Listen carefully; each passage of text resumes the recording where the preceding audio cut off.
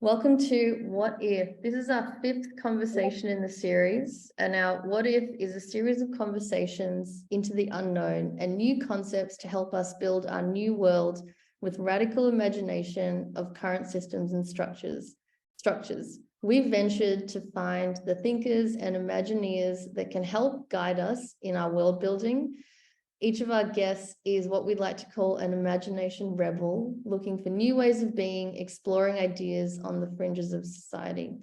We do these conversations monthly on the new moon, just because it's an ideal time to be really open to new ideas. We're having this conversation today, just after the March new moon and also after the equinox. So it's a big time, big energy shift in the air. We like to kind of reference from the Kernel community the words of Sister Tebebwa, who each month shares beautiful kind of like, what to expect with each moon, what the energy brings. So for this March full moon and the equinox, it brings karmic endings to things that began in March 2021, which is actually when COVID was emerging. So yeah, this is a big one. With it brings destined redirections in our path, sharpening the details of our realities and revealing what needs cleaning, nurturing, organizing, and fixing. It is definitely a time for heightened emotions and major changes with this big energy shift, but it's also a time for powerful time to be optimistic with focused intentions, setting goals, still dreaming big, still exploring magic, and really enjoying deep meditation. So it's a time for balance as all these big energy changes are coming. So that's kind of what we take with us into this conversation. And yeah, I'll let you, Fang, introduce our guests today. So today with us are Andy and Salim, who are Kernel stewards and now dear friends as well. Kernel is a conversation in a blog of 250 billion people intended to connect creativity with care. We aim to change the way we think of contributing and the kinds of projects to which we contribute. Kernel is about humility, honesty, gratitude, and intentional service. Kernel is a peer-to-peer learning community dedicated to the journey towards better understanding of truth in our work, in our relationships with others, and in our inner worlds. Our question is, how can we build a better web for people we care about? And one possible question for you is, how can I participate in a way that honors my gifts and who I really am? Our answer is seed an educational community where people come to trust through first-hand experience that we can learn together how to create with care. And without further ado, I'll let Nirmala introduce our what if prompt for this wonderful episode number 5. Yeah, and this is really special because Fang and I actually met in Kernel. So it's kind of like Kernel is our origin story. So it's cool to have Andy and Salim, both of you here, to kind of share some background on Kernel so we can share it out with the world. But also dive into, I think, what's really unique about the educational process or the way you've built this educational community. The what if prompt we have today is actually inspired by Salim, who suggested this, which I actually love. What if the learner is the educator? And I think that's, kind of having gone through Kernel, I really kind of feel that sense of like the learner and the educator kind of that energy kind of coming together, which is really powerful. So maybe we could just start with introducing a little bit of background on Kernel. And I think one term you often hear in Kernel is, building communities of care. And I think that's really unique about Kernel. And I'd love to kind of dive into, the background and also what do you mean around defining a community of care and what is care? What does care actually mean to you?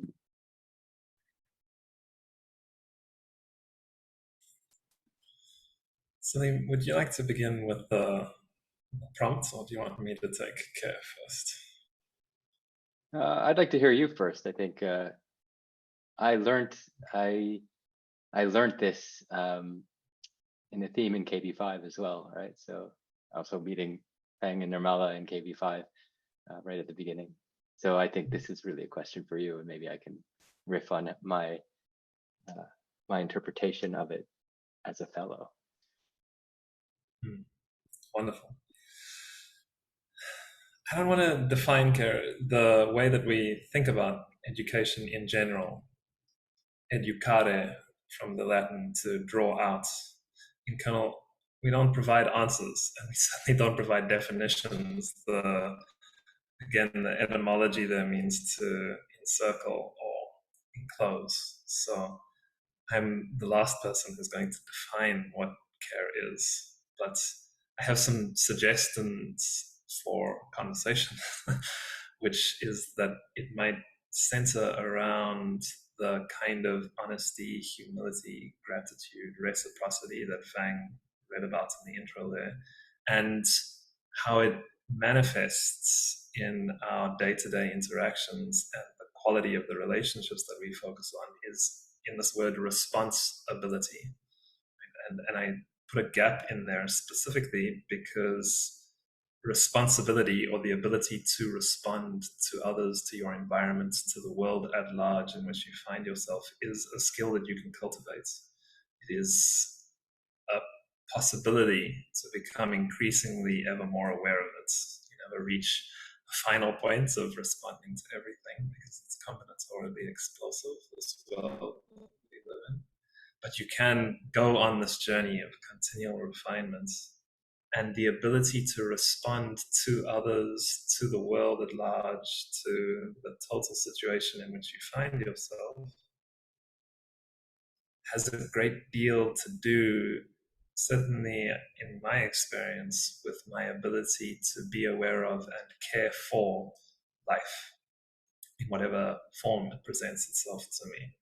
I'm biased to humans because I have that kind of evolutionary and biological program, but I am endeavoring through various different experiments, like growing bonsais and making pottery and doing all sorts of stuff, to try and cultivate this capacity in what I'm calling the world at large here, because it's not limited to humans, although other human relationships seem to be its place of most intense practice.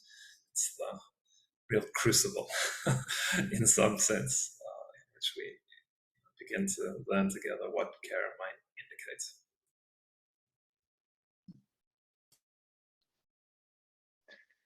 What I like about Andy's answers is that I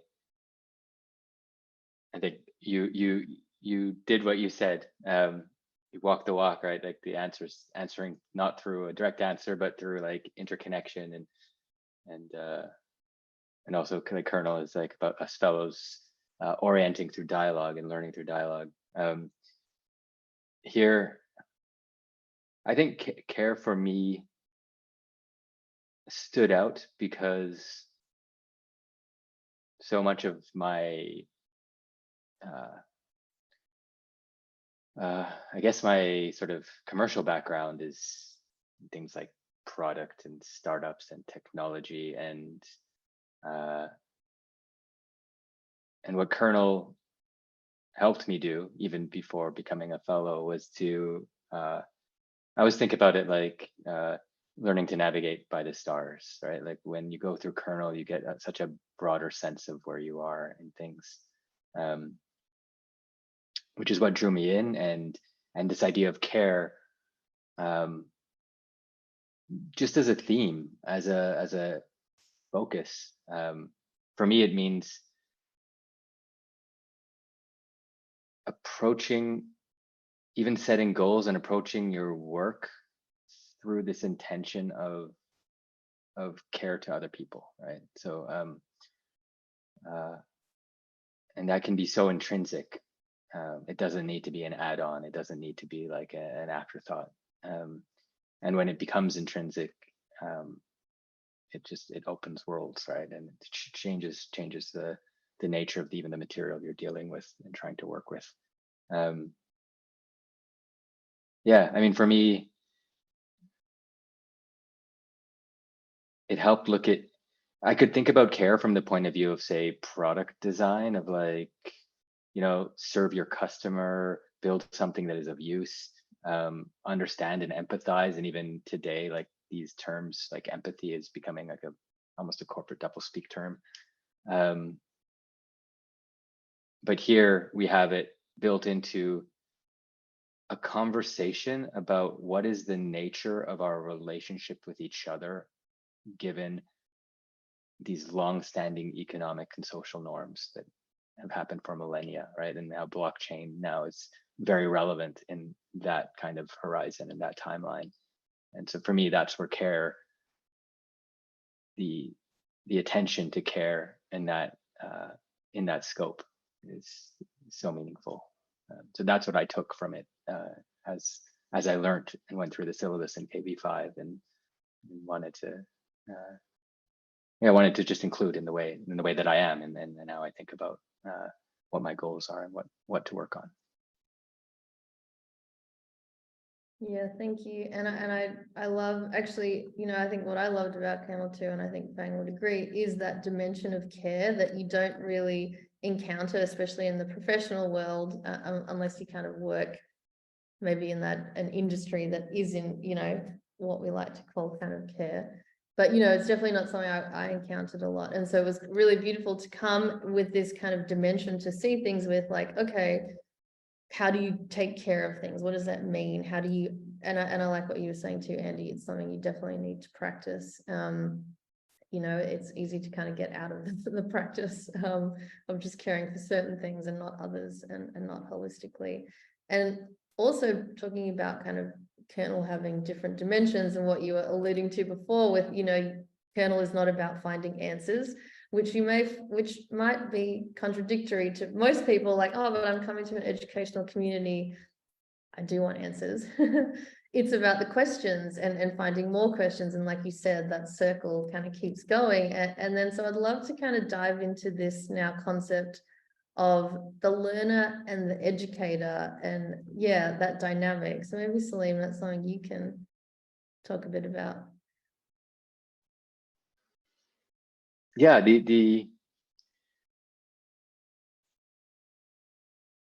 think we were born into a world where everything that happened before we were born is normal, right? And then over time, as time passes, we start to question these things and realize that the world we live in is made by people like us. And some of these norms that we've all grown up in classrooms with teachers, and we have these categorizations that become very profound in our mental models. And for me, just the unlearning that's needed to happen is when the first business I started as a teenager with a friend of mine. I was considered the smart one because I got good grades and could read business books and use business words and come up with business plans. And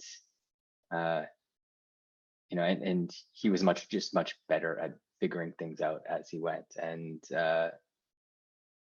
of course we learned from each other. And we're still friends to this day. And there was all kinds of ups and downs. But the interesting thing for me is like to unwrap that over years of working in especially technology or areas or social areas that are changing rapidly, is like you can't bring in a playbook. Best practices haven't emerged yet, right? So in that very sort of practical sense, the people who are succeeding are the ones who kind of value novelty and experimentation and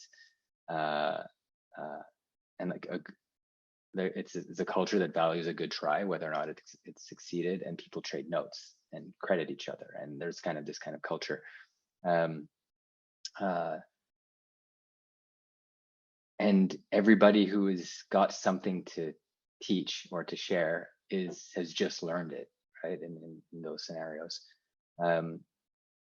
So you could say this about startups, like working in, for a few years in like technology markets in parts of Africa, like just that were changing so quickly. All kinds of contexts like that. Blockchain is another one. And yeah, so the question then is, like, if you take on the role of an educator or an institution and creating a space for people to learn, then you're not organizing content anymore. So what do you do? So this is, for me, this is kind of the practical sense of that question, from the point of view of trying to build these spaces. And it then it has much deeper philosophical and social aspects to it too. We could maybe I think this is one to hand off to Andy. We could get into Illich now, maybe. I'm so often accused of philosophy.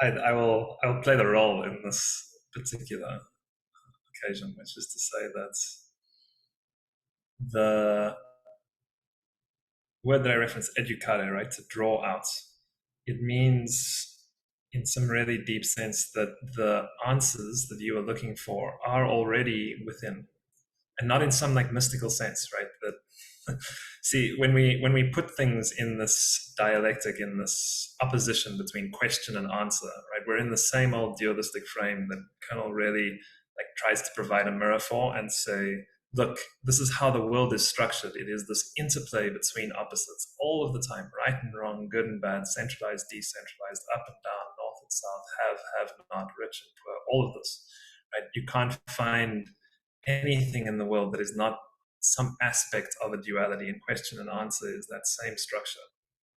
When, however, we notice the two oppositions, the two poles, and recognize that these are not absolute objects in and of themselves, but exist along a spectrum, that we can choose where we place ourselves along an infinite line of possibilities between these opposites, you begin to recognize that it's not about, like Kernel is only a place of questions, no answers, or we might give you some answer. It's trying to give birth to the answers that are already in you, right? This is what really good conversation does. It's the whole point of Socratic dialogue, which is why I'm often accused of philosophy, right? Is that Socrates was a midwife. This is the point about what those conversational environments are fundamentally about, is you're trying to help the person with whom you are in dialogue give birth to themselves, just as they are doing that for you, right? And that's what dialectic is. That's what it means. You're just giving birth to more and more refined perspectives or insights into what we really are. That's why it's so interesting to find incredible people all around the world who help you give birth to insights about who you are and what the world is and what the relationship is between me and world, that you would not otherwise never have been able to answer. And in that regard, we can then begin to understand Illich's whole thing about saying, look, this notion of authority is deeply flawed. Right? It's deeply flawed at every level because it prevents this kind of mutual affordance, this kind of midwifery for one another in communion and conversation. And he applied it across the board, right? Because he was a very good thinker, but also more than that. And so you'll find in deschooling society, the attitude toward authority is applied to teachers, and he deconstructs piece by piece how we set up this particular role, the authority with which we imbue it, and the problems that that causes in terms of genuine, lifelong, autonomous learning, right? Learning for freedom, really like free learning, both in terms of the content, but also in terms of the outcome. Outcome is not some assessment. It's a state of being. It's a way of living. But he also applied it to institutions, right? So if you go and read Celebrating Awareness, which actually I think is his best book, you'll find a whole essay in there about, it's called The Powerless Protocols. And there he's talking about the church. He's saying the church needs to give up its role of authority and once again become a celebrant of the mystery. Yeah, incredible. I love that. And I think it applies so deeply to what it is that makes the learner truly the educator, because they are the celebrants of the mystery, right? That's why everybody is a learner. And that's how, even if you have found yourself in a position of great skill, expertise, perspective, cultivation, whatever it is, you can always come back to beginner's mind, because you know that the only reason we cultivate responsibility, the only reason that we agree to go on this journey of humility and generosity, reciprocity, responsibility, is because we want to celebrate. And what do we want to celebrate? The mystery. You can't know it, but you can give, you can sniff it. You can breathe it in, literally, especially in dialogue, in communion with another, because that shared air is exactly its form in this world of duality, right? That's, if you go again back to the roots of the word spirit, it's pneuma or rachma, right? In the old Semitic languages, pneuma in Greek, it means air. It's wind. It's the thing we breathe together, especially when we're talking. That's what it is. That's why the Holy Spirit is a living tradition. It's not some dead thing up in the sky. It's a living tradition, and not in some mystical sense. It's literally the air we breathe when we are conspiring, right? Conspiring to breathe together, conspire. So I think I've now satisfied my philosopher role. I will put it down again and just go back to quiet celebration. No, I think that ties very well together with like all the different themes that I've experienced, and I'm pretty sure Salim and Nirmala have experienced throughout Kernel and throughout the different modules that we've read together.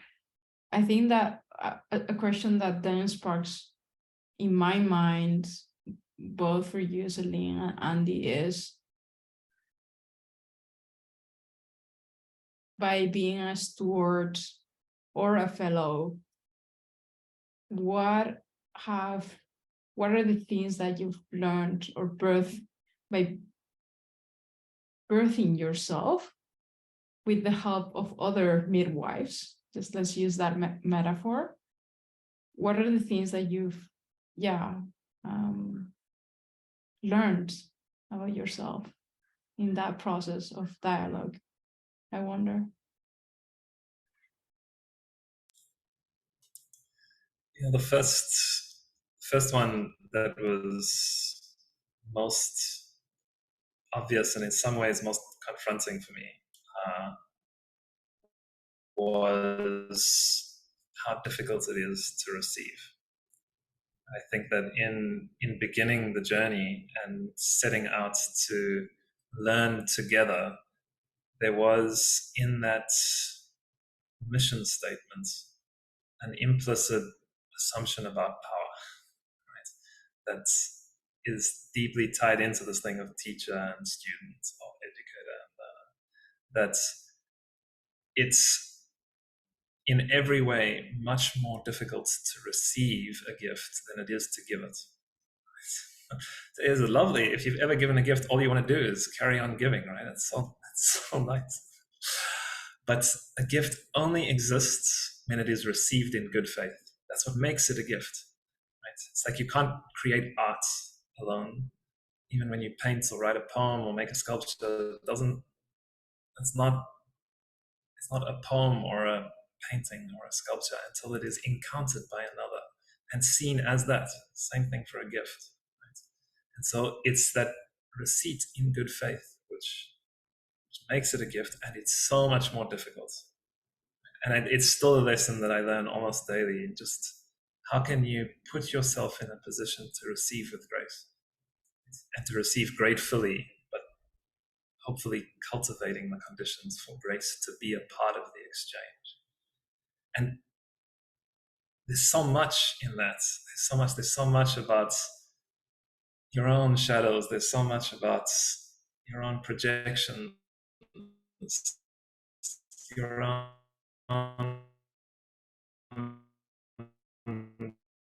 subtle power plays, the way that you expect what is due to you and what is not. You know, it's endless.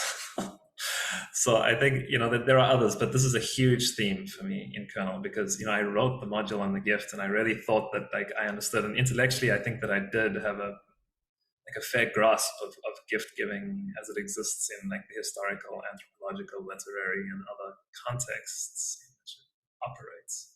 But this experiential aspect of how to receive is the hardest thing. It's the hardest thing to really genuinely be able to ask for help in a meaningful way, and not to necessarily expect that people will help you, but to also simultaneously craft the conditions where that help may be received once you've had the bravery, the courage to ask for it. Yeah, this one is deep for me.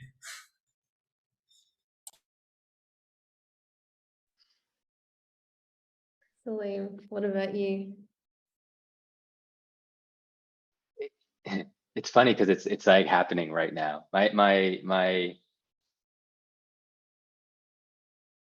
still kind of play with / struggle with I feel like a fellow in Kernel. And I have this distinction between, am I stewarding or am I fellowing? That isn't always useful.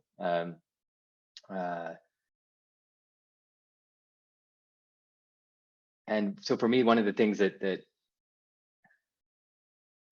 happened in Kernel is reflection on who am I, and who can I be other than what other people think I am, right? Of course, you can get into, there's the internal self. We show different sides of ourselves to different people and in different contexts, but there's something about even how I presented myself, or how I tend to present myself. If somebody asks me to intro, then I'll talk about the work I've done over the last 10 years, and I've done pure learning stuff, and then, right, and I'm sort of, chest puffing, and this sort of thing. We all do it, but then I hear myself and I'm like, that's not who I am. In the Italian Alps in Piedmont, there's this little weird meme I picked up on it. It's people sort of quit the city and buy an old stone house in the mountains to fix up. People realize that they all know how to build stone floors, even though nobody's taught them. Right? There's this sort of innate knowledge that we all have, and there's these things that just come out of you, and that you can just do. I almost think of it like embodiment. It's in the same way that a cat knows how to hunt. We can do these things, and but we don't know we can do them. And my idea of myself gets in the way so much of what other people see me as, or what I can be of use of to them, or not even that, right? It's just that whole thing has been a reflection, especially as I just decide what I want to do with my time, right? Not in the sense of today necessarily, but these years, this phase of my life, what do I do with it, right? And then what is my purpose and my function, which then ties directly to what kind of code do I want to write? What do I want to build, right? What fun do I want to have? But yeah, this whole reflection for me has come out of this. Yeah, that's so interesting. Okay, there's so many directions we could go in now. you know, I think one thing Andy was saying, like it's what you learnt about, yeah, it's hard to receive gifts. Like I'd actually like to like get in a little bit more specific, like what, I guess, like, because my counter thought to that too is it's also, I love receiving gifts in the sense, like, you know, in the traditional sense. And I'm curious, like, do you have an example? Can we dive into that idea a little bit more and how you cultivate that gratefulness, and why do you think that's an important part of being in Kernel, like the Kernel experience, receiving gifts? Because it feels like Kernel is really like you do receive these little gifts through your interactions, through the knowledge, through the conversations. Yeah, I don't know, I just love to dive into that a little bit deeper, if you don't mind. Of course. You know, one of the things that people often ask Lewis Hyde, who is the man who wrote the book called The Gift, which is referenced in the syllabus and which informs a great deal of our modern understanding of gift giving. He's also a poet, which is why I love him. But this book was read by the people who started Burning Man, and it filtered into that whole community. And there are many, many modern resonances that it has had. And one of the fascinating things that Lewis says in almost every presentation that he gives is that people are constantly asking him, okay, thank you so much for telling us about the gift and the way that it manifests in Maori communities or indigenous communities in the US or in all of these different imaginaries, cultures, and myths. Thank you. You know, it's wonderful to hear about that. But like, what can we do with this? You know, it's really such a utilitarian mindset to take. But his response is genuinely fascinating, right? He says, just to be aware that there is such a thing as the spirit of the gift is already enough. That sounds lovely, doesn't it? Oh, just be aware. There is the spirit of the gift. Until you actually start to try and cultivate the kind of awareness that can see every single moment in your life as a gift. Right? Try and do that and get back to me about how difficult that genuinely is. And this is really what I'm talking about, because that's the kind of receptivity that I'm trying to indicate. We have all in our minds a very limited understanding of what gifts are, and they make us feel good and fuzzy. They're often objects, some kind of material things, people giving us advice or their time. It can extend somewhat into the abstract realms, but it's always something that is like, it makes us feel good. What about the gifts that don't make you feel good? Have you thought about those? And this is really kind of what I'm trying to gesture at, and what makes it really difficult, right? Is that to cultivate the kind of awareness that when I struggle, when I find myself in a conversation that isn't going well, or where I feel totally out of my depth, or where somebody's being an asshole, or when we're deeply misaligned, or I am trying to code something and I just can't figure it out, and there's no help on Stack Overflow, and ChatGPT is falling over, you know, like, do I see that as a gift? This is the kind of thing that I really mean. And you know, it obviously like relates in very practical ways to the organization that is Kernel. We're traditionally very good at helping people on their own journeys in various different ways, but we're really no good at having those people help us back.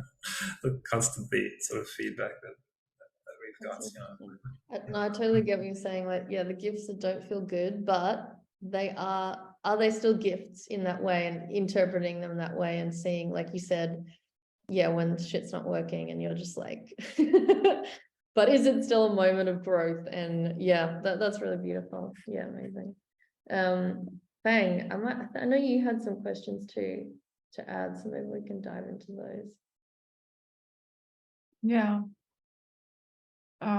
Just to touch upon the last point, and I there are like two things that come to mind. One is, I think I was like, I don't remember who was the quote by, but it reminded me to something that I remind myself daily, most likely, is just to have a wholehearted cooperation with the inevitable in life, I guess. And it kind of feels similar to just accept everything as a gift, and to indeed, being grateful for everything that happens, which is potentially not to you, but for you, I guess. So yeah, I just wanted to touch upon those two themes. I think another item that I would like to dive into, which is also closely related to the way that you all are in Kernel, and we all are in Kernel, is something that you spoke on a Junto recently in this blog about your encounter with Paul Mybert in a coffee shop. And you ask him, what is a man such yourself doing here making coffee? And his answer was like, it's not what you do that matters, for almost nothing. It's how you are while you're doing it. And I have this question, Andy, for you and for you, Salim, like, how were you, how you are while you're writing the Kernel syllabus, how you are, Salim, as a Kernel steward? It was a fun encounter, truly, and it points at what I'm really trying to indicate again with this thing about the gift, and even polarities a little bit earlier in the conversation, is that it's not about projecting like your limited understanding of what a gift is onto a like objectively bad situation and be like, oh, I ought to be grateful about this. That's not at all what I'm saying. That ought to, when it's about like how you should or ought to feel about a given situation, is the worst. It's no good. It's expanding the very notion of what gift is and what question and answer both revolve around, what encompasses both, what holds both, that I'm really interested in. And Paul's point is very, very much about that, because the practical answer, how was I when I was first writing the Kernel syllabus, enormously rushed. is the other right. Like I was writing the syllabus as we were running Genesis block. I had done the first 2 readings in each module, but all of the crafted readings, the really long briefs on the more interesting content, were being done week on week and released on Sunday night before the block. So I was working my ass off. And there are aspects of that which are like so-called objectively unpleasant. And it's not about repressing those or somehow seeing them as pleasant. No, it's about cultivating the kind of awareness and the kind of ability to respond to the situations that present themselves in my life, which enables me to experience rushedness, hastiness, angst, anxiety, unpleasantness, confrontation as part of the total picture, right? So you don't get repressed or suppressed, or I ought not to feel that way. It's just that, there they are, but that's not who I am. And they're only a part of what is really unfolding in the situation. So Thich Nhat Hanh, a dear Vietnamese Buddhist, recently departed, he used to say, when you get angry, just imagine your anger like a little closed up flower. You say, hello, my little anger. I know you so well. It's lovely that you're back. Welcome. And you just shine the morning sunshine of awareness on it. And then after long enough time, your anger that just begins to blossom, right? The anger doesn't go away. It just blossoms, and it shows you what's really at the heart of the flower. And in the same way, this is what I'm trying to point at when, like, how you are, right? It's not about being in some elevated state, only ever seeing the good, transcendence, light. No. The thing is, are you really here? Have you paid attention? Are you astonished? And can you tell about it? This is an old Mary Oliver poem. Just that. Are you really here?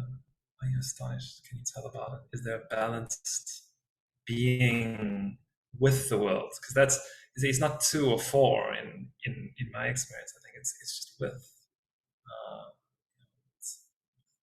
2 is this like victim mentality. 4 is, I think, patently untrue sometimes, especially in difficult situations. It's not happening for me, clearly, but with always, I can't escape that. And sometimes I wish I could, but that is a call to greater cultivation of responsibility. And so we go.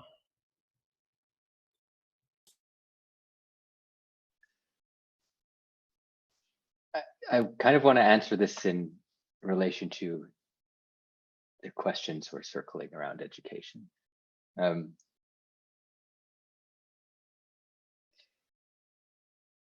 There's something wonderful about this space that we're in right now, and to like observe. So here we are, Andy and I have our steward hats on. You two have your fellow hats on. You're the hosts of this place, and you're asking us questions, which I am learning from, right? And so I'm here, right? And there's in some ways where we're playing into these Illichian roles that we're trying to avoid, and in other ways we're completely inverting them. And I used to, when I was doing this startup education thing, I was speaking at conferences, and I was a teacher. And I had friends, especially like as you build authorities in these small little puddles. We had friends who were like investors, and they were authorities, and they would present, and sometimes you'd get this case where people would just see you as an authority and whatever, and they would start asking questions that you have no place to answer really, but somehow you feel you should answer. And I remember one of my friends, and afterwards I was like, what was that bullshit you were saying? Like, stop yourself. And he's like, no, I couldn't. It's horrible. And it's like, how do we create this like trap of of creating ourselves as the authority and creating these expectations of others? And the how I am is honestly struggles with this still. I kind of avoid it. I'm also like Andy, Vivek, and Aaliyah are these amazing big people, right? And it's intimidating to work with them, but it's also great to see the behind the scenes versions of them too. And yeah, so for me, this is like for me, the how I am is it's very sort of multivalent. I tend to like enjoy it when I recognize that these things are happening and enjoy the comedy. Other times I'm just in it, and I'm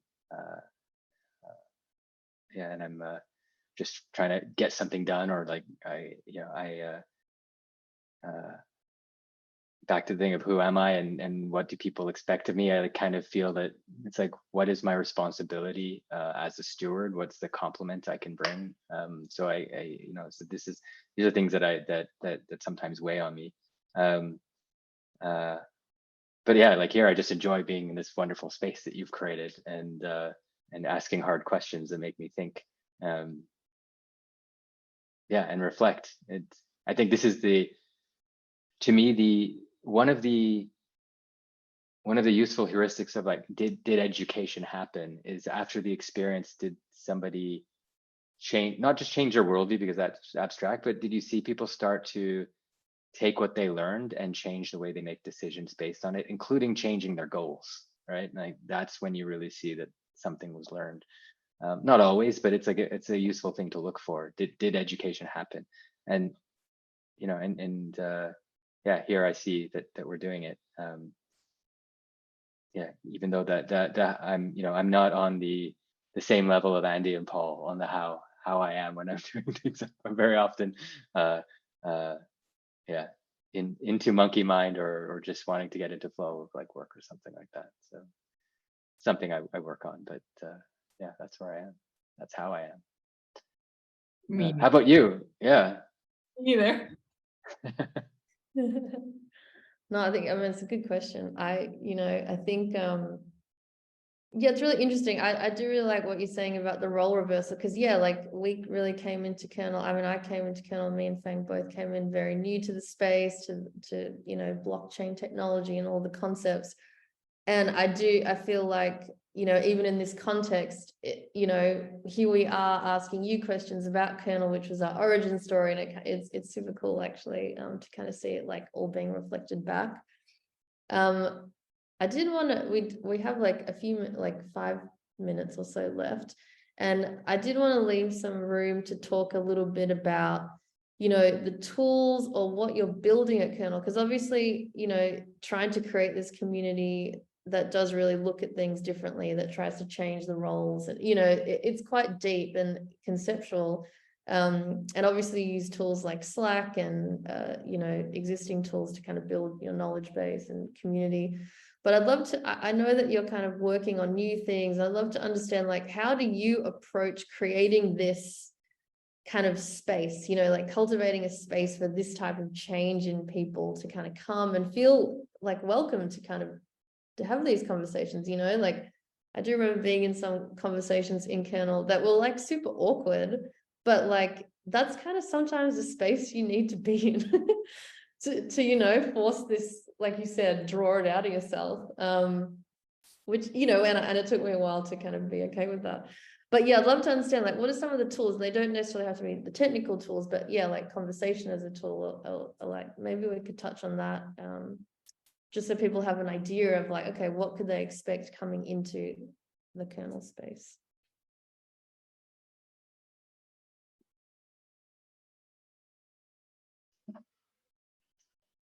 The one thing that I have learned a great deal about as a tool of learning in pure learning environments in Kernel is, as you pointed out, conversation, dialogue, and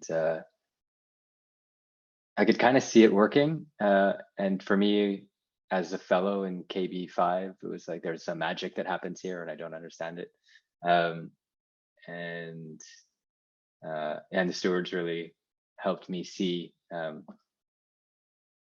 how a calm space that is focused on human relationships more than any other kind of outcome or measurement, and how just trying to absorb something alone versus absorbing it through dialogue, and dialogue in context of our lives, right? Not just like a project, is so powerful and just works so well, and you see the change in people. So for me, that's my learning from this is as I'd say the fundamental kernel tool. There are, we spoke a bit about Illich, and one of my education heroes is an Illich contemporary called Michel Thomas, who's known for like this language teacher. Very much the same values, and same political goals as well. But Thomas had a recognition that the psychology of learning, and the physiological conditions that allow you to learn better happen with calmness, and actually stripping away everything that feels like a school is already a big step, and then learning through dialogue on top of that, right? And this happens in Kernel as well. Because there's a lot that just I started earlier using the word practical, and it's practical versus philosophical, and it's kind of like this fun ongoing joke that we all play in Kernel. But there's a deep practicality to both of those things that doesn't feel practical when you experience it. But if you're paying attention to the signs that true education is happening, it's very difficult to argue that people are learning, and there's something also of the safety of the friendships that form, that you know that you're not alone in your learning journey. So these aren't like isolated things where I'm going to read this material and then I'm not going to be in touch with these people, or just right. There's something that you know that allows you to invest more heavily as a fellow, and take the sort of the bigger leaps and look farther down the road of what this means to you, and why you're learning it, because you know that these people are coming along with you, that they're going to be there. Yeah, Andy, I think I haven't done this justice, but those are the main tools that I see as like the fundamental pillars of Kernel. Yeah, I think that's beautiful. You know, we're not gonna get through the entire program redesign in 3 minutes, and so at that kind of level, conversation is one of the critical tools. You know, the interesting angle on this for me is I prefer the word, you know, like technique than tool, because tool is, again, it's only about procedural knowledge, right? It's knowing how to do stuff. And there's so many other kinds of knowledge. There's propositional stuff, which is knowing whether things are true or false, semantic memory, procedural stuff, the tools, procedural memory. And then there's like perspectival, you know, how it felt to be me in this particular situation, it's episodic memory. And then you have participatory knowing, which plugs into sort of distributed memory centers around the brain in really interesting ways.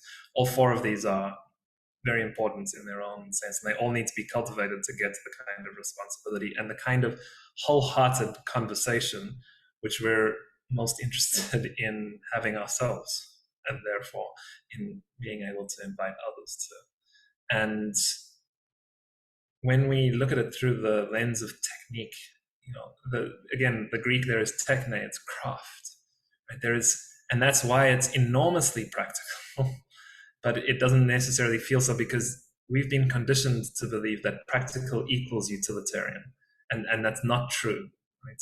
It's deeply not true, and it's one of the things that we have to unlearn if we really want to try and find the answers that we already are. Like, this is the first question that Kernel begins with, right? Like, what you know, what is the question to which you are the universe's answer?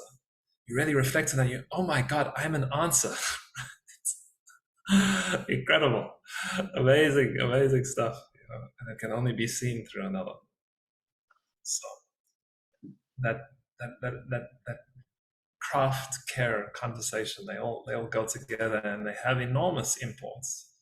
They are enormously pragmatic when we have shifted our lens, our perception from just one end of the spectrum, and are cultivating the capacity to take more and more in any given moment.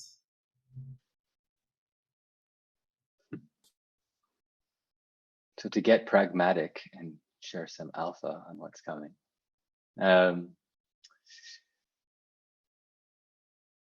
One of the things, so we're going to start to layer, we're calling it layering up amongst the stewards. We've spent a lot of time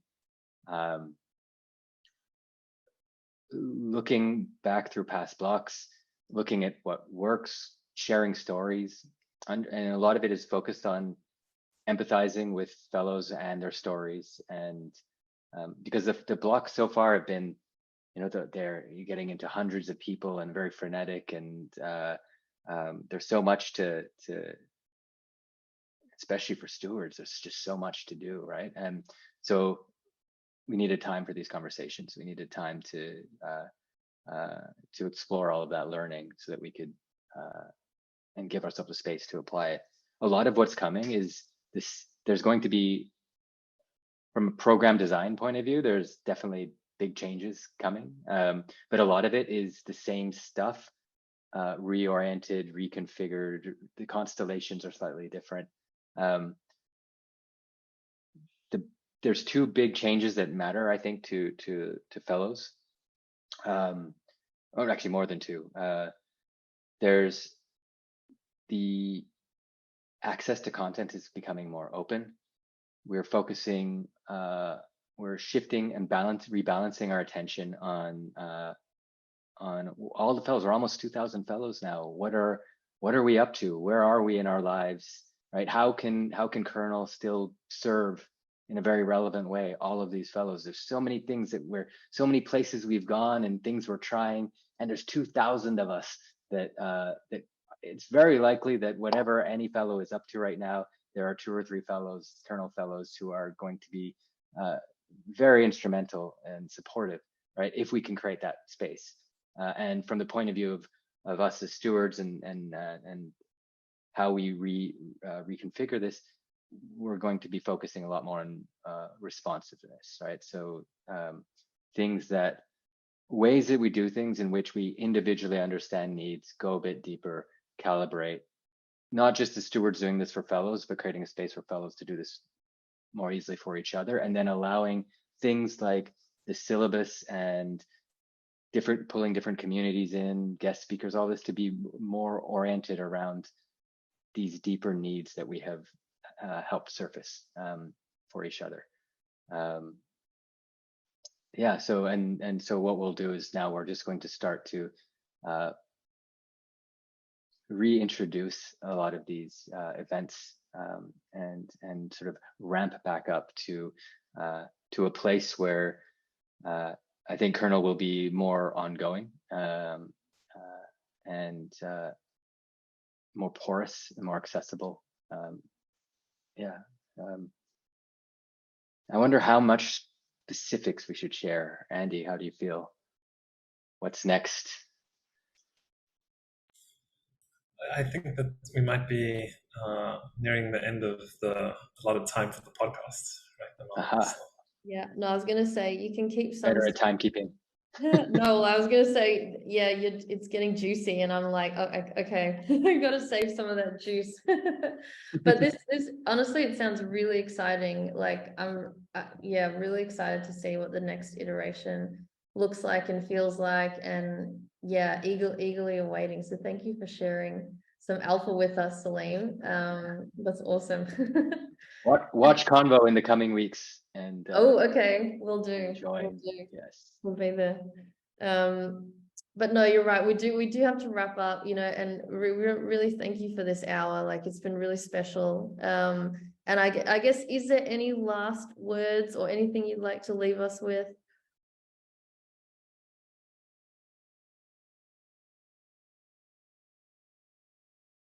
Or maybe, like, I might just suggest, you reminded me, Andy, of what are the questions that you are the universe's answer? I hope I said that right.